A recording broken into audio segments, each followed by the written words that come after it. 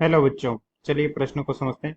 कुंडली में चित्रानुसार धारा आई समय के साथ निम्न प्रकार बदलती है। समय के साथ प्रेरक विद्युत वाहक बल में परिवर्तन होगा। इस प्रकार से हमें प्रश्न में दिया गया है, समय के साथ धारा इस प्रकार से परिवर्तित हो रही है। हमें बताना है कि प्रेरक विद्युत वाहक बल ईएमएफ में समय के साथ परिवर्तन किस प्रकार से होगा।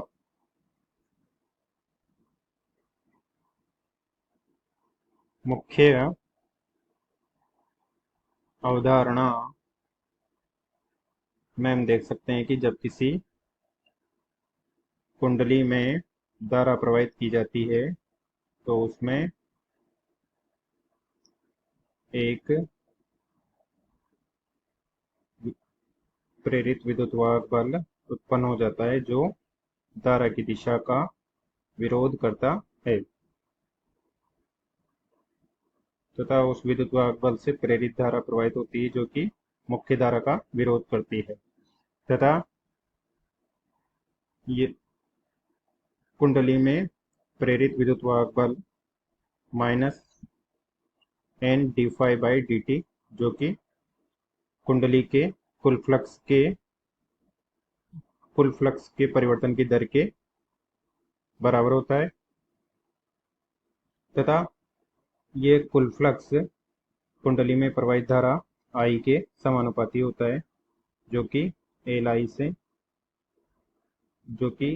बराबर होता है, जहाँ एल स्वप्रेरण गुणांक है। तो इससे प्रेरित विद्युत वाहक बल बराबर minus L D I by D T. यदि एल बराबर एक हेनरी हो तो ई बराबर minus L D I by D T, जिसे कि हम ग्राफ में प्रदर्शित कर सकते हैं कि यदि धारा आई तथा समय टी के मध्य ग्राफ हो तो वक्र का ढाल जो कि I2 I1 तथा T1 T2 हो तो विद्युत वाहक बल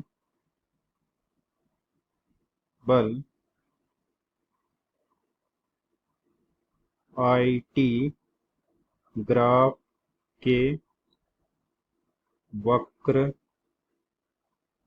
की ढाल का ऋणात्मक होगा, ऋणात्मक मान होगा।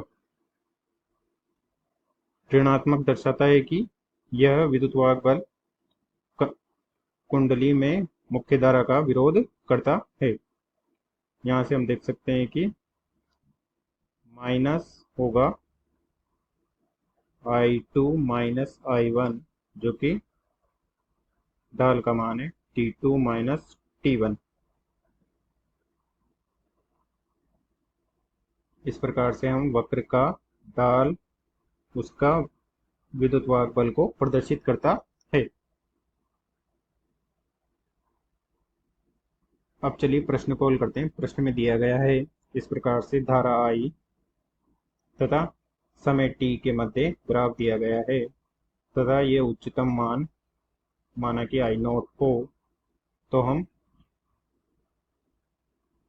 O A B C तथा D चार भाग दिए गए हैं ग्राफ में। इन भागों की ढाल का मान ज्ञात कर लेंगे जो कि विद्युत वाहक बल के बराबर होगा। तो OA सरल रेखा में का ढाल हो जाएगा जो कि EMF के बराबर होगा, नहीं EMF के बराबर नहीं होगा। ढाल पहले ढाल निकाल लेते हैं। ढाल होगा I नॉट माइनस 0 बटे टी बटे 4 माइनस 0 जो कि हो जाएगा 4 I नॉट बटे टी, जो कि एक नियत मान है जो कि समय के साथ परिवर्तित नहीं हो रहा है तथा एक 0 से टी बटे 4 समय तक नियत मान है। तो ईएमएफ हो जाएगा ढाल का ऋणात्मक मान जो कि हो जाएगा माइनस 4 I नॉट बटे टी। इसी प्रकार से ए बी सरल रेखा का ढाल हो जाएगा, चूंकि यहाँ पर आई नोट से आई नोट T2 से T4 में परिवर्तित हुआ है, जो कि शून्य हो जाएगा क्योंकि ढाल यहाँ पर 0 है। तथा इसी प्रकार से BC सरल रेखा का ढाल हो जाएगा 0, I2 का मान 0 है तथा I1 का मान I0 है, तथा 3/4 T माइनस T/2 जो कि हो जाएगा -4 I0/T, तथा इसी प्रकार CD सरल रेखा का ढाल हो जाएगा।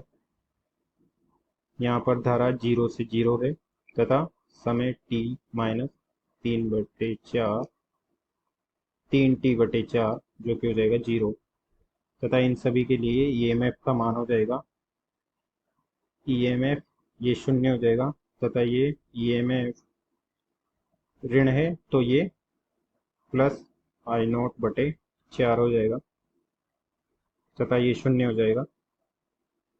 तथा इस प्रकार हम इसमें ग्राफ का निर्माण कर सकते हैं,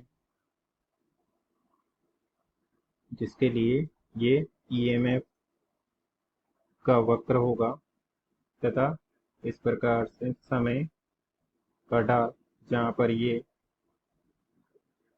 T होगा, तथा इसी प्रकार से ये 3T/4 होगा, तथा ये T/2 होगा, तथा ये T/4। तो इस प्रकार से हम देख सकते हैं कि जब OA ढाल की धारा में धनात्मक ढाल है तो वहां पर हमें ऋणात्मक EMF प्राप्त होता है, यानी कि धारा का धनात्मक मान पर हमें उसका विरोध करता हुआ EMF -E0/-4 I0/T प्राप्त होता है। तथा जब AB ढाल है तो हमें शून्य मान प्राप्त होता है, यानी कि जब धारा शून्य तो EMF भी शून्य, धारा में कोई परिवर्तन नहीं है तो EMF शून्य हो जाता है।